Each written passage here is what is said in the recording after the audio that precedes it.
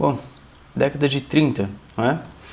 A gente primeiro passou pela Primeira Guerra, e aí crise de 29, e a ascensão dos regimes totalitários ou totalitaristas, autoritários na Europa, principalmente o fascismo na Itália, o nazismo na Alemanha, e tudo isso seguindo uma linha cronológica, né? A Primeira Guerra de 1914 a 1918, aí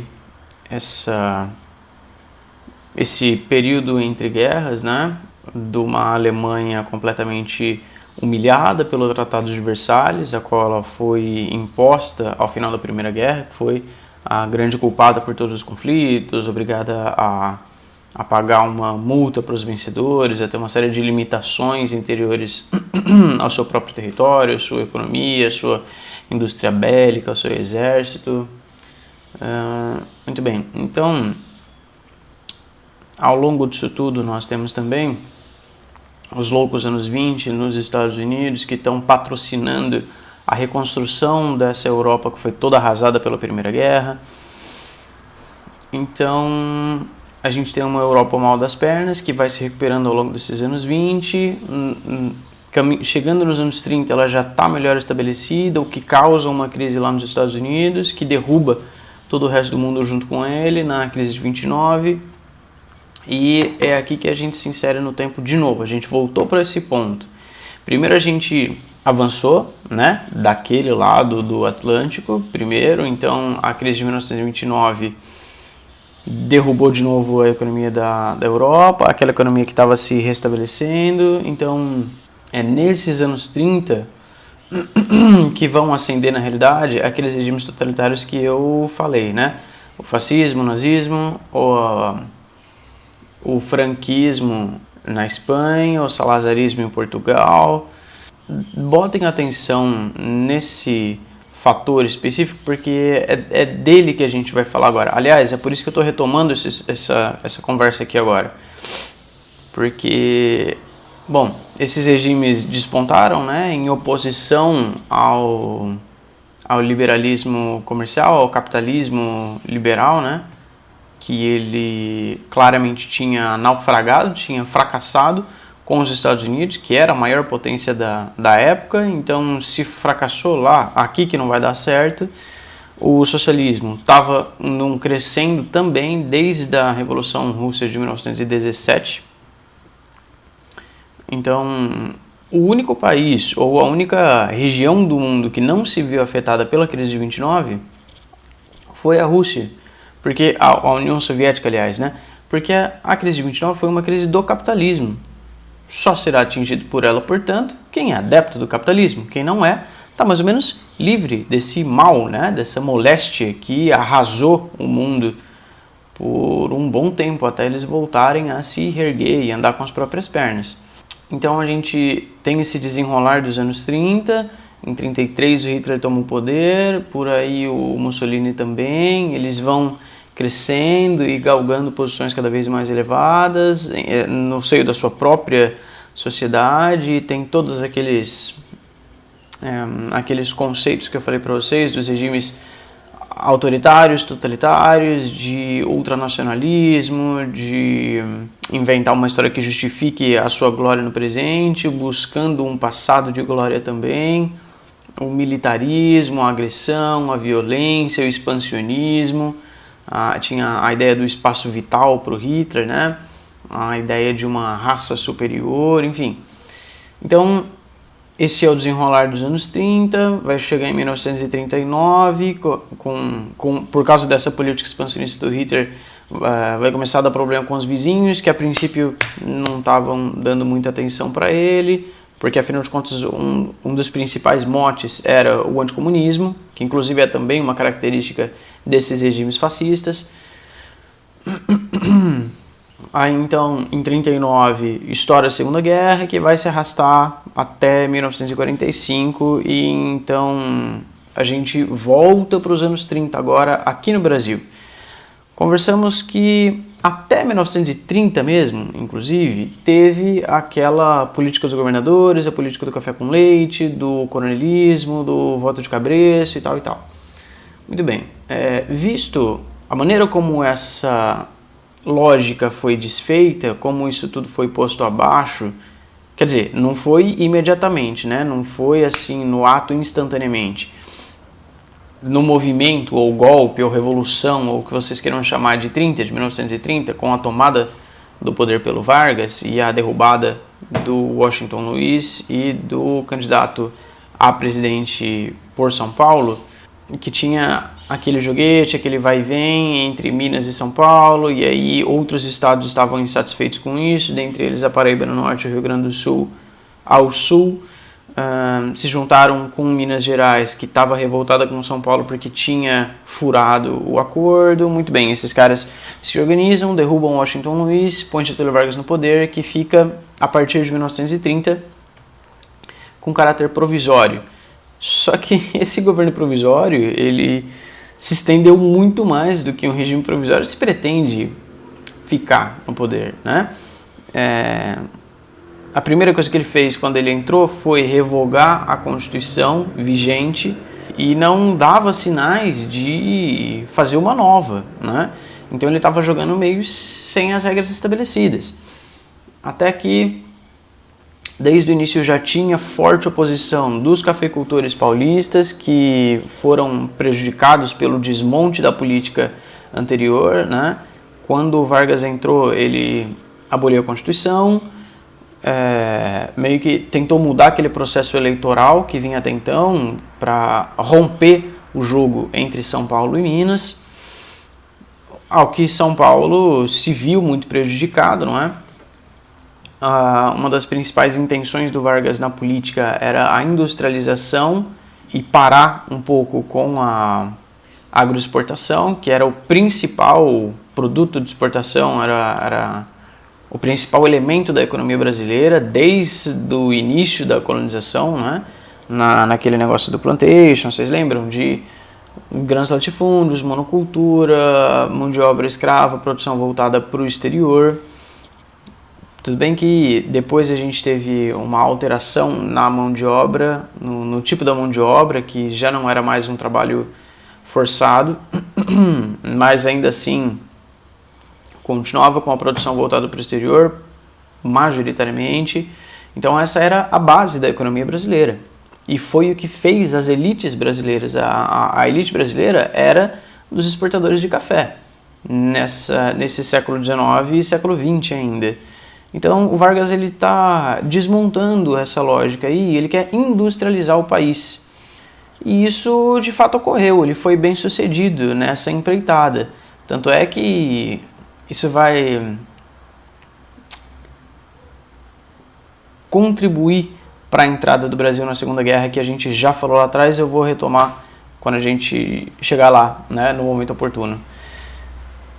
Pois bem, então essa década de 30, que já viu a subida do Vargas ao poder, é esse mesmo período de polarização política, de rejeição ao liberalismo comercial, rejeição ao socialismo do outro lado. Então a oportunidade, a alternativa que resta no meio disso tudo, ou que surge em oposição a todas essas coisas que estavam falhando ou naufragando ou não eram bem vistas aos olhos do povo, foram os regimes autoritários, totalitários, que deveriam governar com mão forte essas nações decadentes e levá-las ao sucesso de novo, né?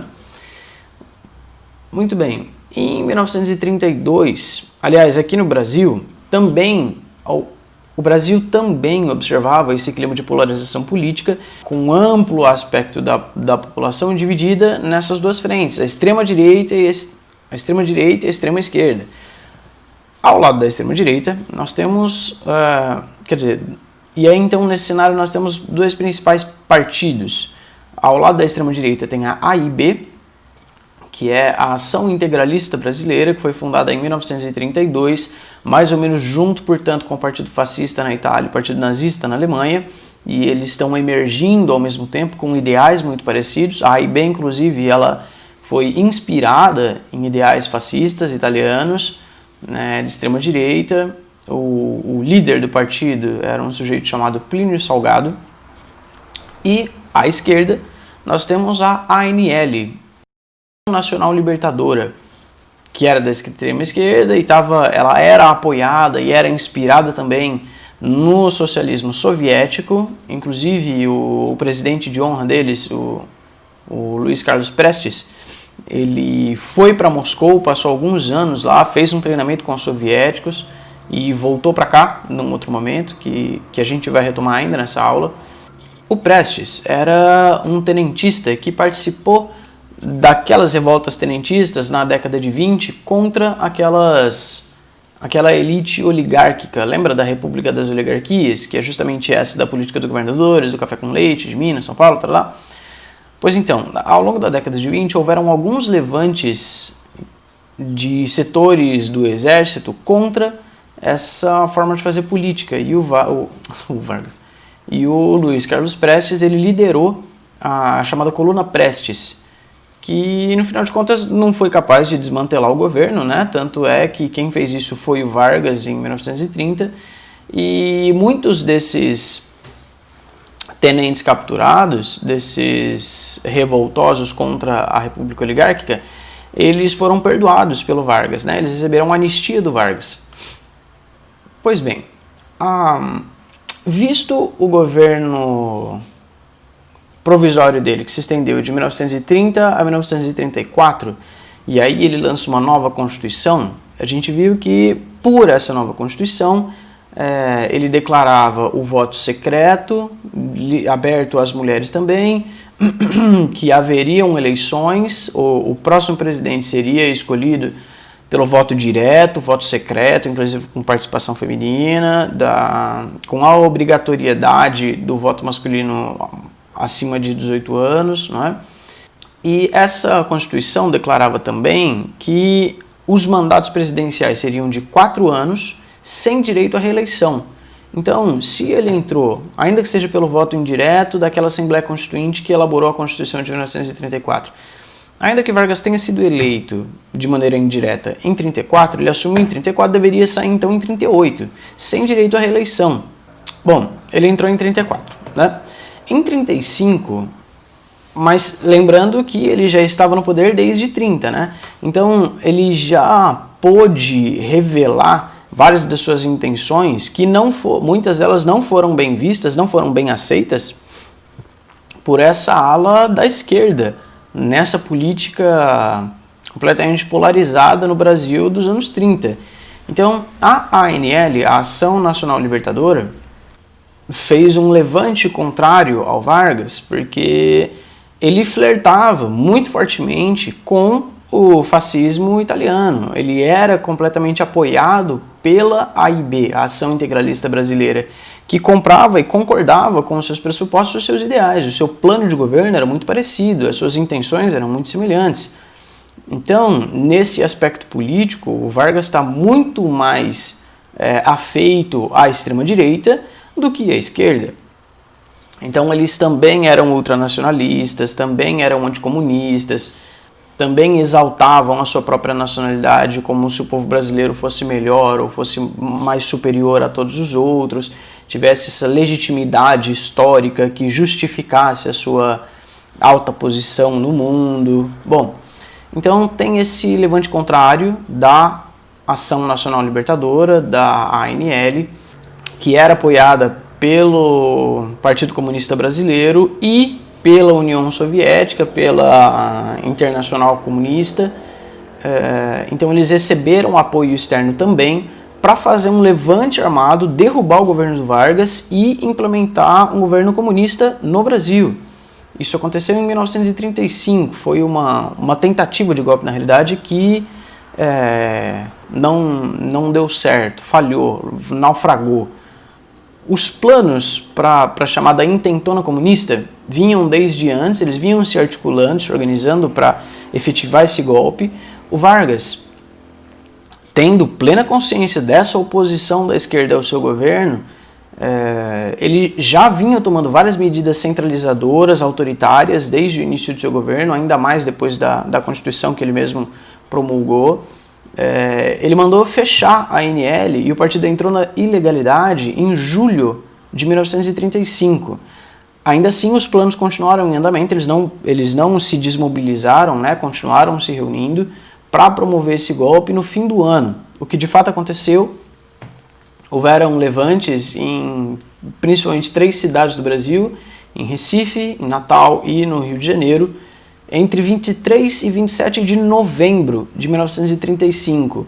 Mas esses levantes não foram bem sucedidos, porque eles foram mal organizados, não houve aderência popular, houve participação de alguns setores do exército e eles esperavam o apoio de outros quartéis que não vieram em sua ajuda, tal qual a Revolução Constitucionalista em São Paulo de 1932. Eles esperavam o apoio de outros estados que não vieram em sua ajuda e por isso eles fracassaram também, foram massacrados pelas forças federais. Da mesma maneira foi a Intentona Comunista de 1935, de novembro de 1935. Ela falhou também foi contida, também foi controlada pelas forças federais em poucas horas. Esse movimento durou muito pouco. A resposta do Vargas a essa sublevação foi violenta. Ele era tudo que ele precisava na realidade, era o pretexto que ele precisava para radicalizar ainda mais a sua oposição ou o seu posicionamento autoritário, né? Agora ele tinha um pretexto para justificar o seu autoritarismo, porque ele tinha que lidar com essas sublevações de maneira enérgica, caso contrário ele seria derrubado. E o comunismo era um receio muito grande, porque, percebam, ele é absolutamente oposto ao capitalismo e as maiores potências mundiais são capitalistas, a saber, os Estados Unidos, logo aqui em cima da gente, em cima eu digo ao norte, né? Que exercia uma influência muito grande, muito forte sobre o Brasil. E, bom, eu até já falei para vocês que os Estados Unidos comprou a participação do Brasil na Segunda Guerra, muito embora ele fosse ideologicamente muito mais alinhado com a Alemanha, e a gente vai também voltar a falar desse assunto.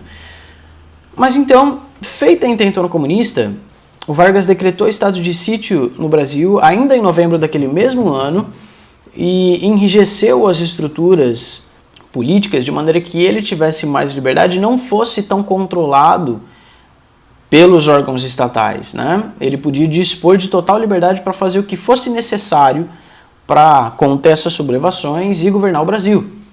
Pois bem, foi então desencadeada uma perseguição a todos e julgamento desses comunistas que participaram da Intentona, e ele criou, o Vargas, o Tribunal de Segurança Nacional, que era o órgão responsável por essa perseguição. Extremamente rígido, ele fazia busca, prisão, interrogatório e com largo uso de sessões de tortura a esses sujeitos. Então houve uma maior centralização do poder em Vargas, uma maior abertura ao autoritarismo que ele estava esperando, e ao longo desse período vai se aproximando o fim do seu mandato, não é? Que ele deveria deixar o poder em 1938 para haver novas eleições. Então, entre 1936 e 1937, os outros partidos políticos eles foram se organizando para concorrer às eleições presidenciais do ano seguinte. Então eles começaram a articular as suas candidaturas, a fazer suas propagandas, a elaborar os seus partidos, enfim. É então que vem à tona, o povo toma conhecimento, na realidade o presidente toma conhecimento e ele declara ao povo o surgimento de um plano maligno, de uma nova conspiração comunista para tomar o Brasil, para dar um golpe de Estado, para fazer valer todo aquele movimento da Intentona Comunista que tinha falhado em 1935, para efetivar essa revolução agora, com planos, né, de fazer manifestos, passeatas, greves, destruição de patrimônio, perseguição de todos os opositores, de quem não fosse comunista, saques, roubos. E isso inflamou a população, né? Tocou um medo nas pessoas de que isso pudesse ocorrer, e aí então eles precisavam de fato desse líder enérgico que pudesse conter essa sublevação e essas revoltas e salvar o Brasil do comunismo. Acontece que esse plano, né, essa conspiração, chamava Plano Cohen. E não era um plano real, quer dizer, não era uma ameaça de verdade, até porque a ANL, a Ação Nacional Libertadora, eu estou falando Ação Nacional Libertadora, mas é a Aliança Nacional Libertadora, tá? A ANL, a Aliança Nacional Libertadora, ela estava desmobilizada desde 1935, desde o fim de 1935, ou por causa do fracasso da intentona comunista. Então, eles não estavam em condições de executar um plano daquele porte. Quem escreveu esse plano Cohen, na realidade, foram os próprios militares do governo do Vargas, e levaram esse plano para ele como se fosse real, e, bom, soubesse o Vargas ou não de que era uma farsa, de que era um plano forjado, ele passou para a população como se fosse real, né? Era tudo que ele precisava. Então, era mais um pretexto que ele tinha para centralizar o poder ainda mais e manifestar cada vez mais o seu autoritarismo, que foi o que de fato ocorreu. Ele, de novo, fechou o Congresso, de novo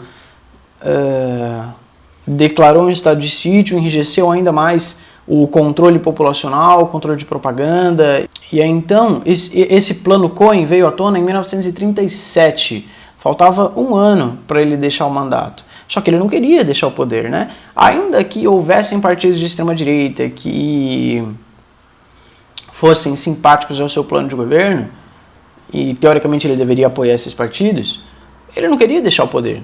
Então, de fato, ele tomou as medidas necessárias, as medidas cabíveis, para se manter, não é? E esse plano Cohen foi a melhor desculpa o melhor pretexto que ele pôde lançar mão. Por causa desse plano Cohen em 1937, ele cancela aquela Constituição que ele mesmo tinha feito. Quer dizer, que ele mesmo tinha feito não, porque na realidade ele não gostou muito da Constituição de 1934. Ele aceitou porque não tinha como não aceitar, mas algumas regras que restringiam o poder executivo, o poder dele mesmo, que tinha inclinações autoritárias, não o agradaram, né? Então agora em 1937 começa um novo período na história da era Vargas, que eu falei que era dividido em três, né? Primeiro o governo provisório, que foi de 1930 a 34, e aí o governo constitucional de 34 a 37, e agora essa última fase, que foi uma ditadura, porque foi um golpe mesmo, um golpe que ele deu no próprio governo, né? Ele deu um golpe para se manter na presidência. Esse período se estendeu de 37 a 45 e foi uma ditadura bastante intensa no Brasil. Lembrem-se ainda que de 37 a 45 nós ainda não entramos, quer dizer, em 37 a Segunda Guerra ainda não começou, mas o nazismo e o fascismo na Alemanha estão a pleno vapor, eles estão disparando. E esses ideais semelhantes estão alimentando a força dessa extrema-direita aqui no Brasil. Então, em 37, ele dá esse golpe de Estado e implementa o novo governo dele chamado Estado Novo, sobre o qual a gente vai conversar na próxima aula. E aí, como essa ação integralista brasileira nasce ainda no governo provisório em 32 e vai despontar, vai ganhar destaque ao longo desse governo constitucional de 34 a 37, vocês vão fazer um trabalhinho sobre ela. Eu vou mandar o enunciado para vocês pelo plural, se tiverem alguma dúvida podem me perguntar, mas vai estar tudo bem explicadinho lá no enunciado, tá? Qualquer dúvida, reclamação, sugestão, bom, aquela coisa de sempre, né? Leiam o conteúdo da apostila de vocês, façam anotações sobre o vídeo, assistam a aula, comparem essas três coisas, leiam outros materiais sobre esse assunto e a gente vai se falando.